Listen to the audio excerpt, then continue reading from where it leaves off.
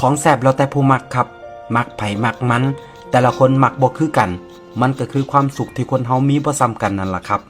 บางคนมีความสุขที่ได้กินอาหารหรูๆแพงๆวิวหลักแสนหลักล้านแต่บางคนแค่ได้กินข้าวฝีมืออีพ่ออีแม่ได้กินข้าวน้ำทงน้ำนา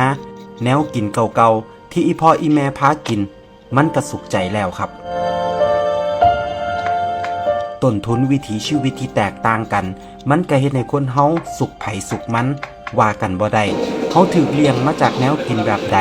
เฮาก็มักอันนั้นบ่แปลกหรอกครับ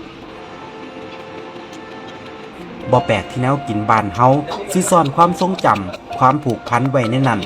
กินไปคิดฮอดบ้านไปคิดพอสมัยแต่กี้แต่ก่อนคิดฮอดก่อนออกไปหามาอยากมากินเฮาเคยผูกพันกับแนวกินอันใดไปอยู่ไกลบ่ได้กินคือเก่าเฮาก็อยากหวนคืนกลับมากินมันอีกแนวกินหลายอย่างมันกลายเป็นภาพแทนของไทยบ้านเฮาเลยก็ว่าได้ครับแค่เห็นข้าวเหนียวส้มตำลาบก้อยข้างทางหรือแนวกินอีสานบ้านเฮาอยู่ต่างถิ่นเฮาก็คิดฮอดบ้านแล้วแต่เชื่อบ่ครับ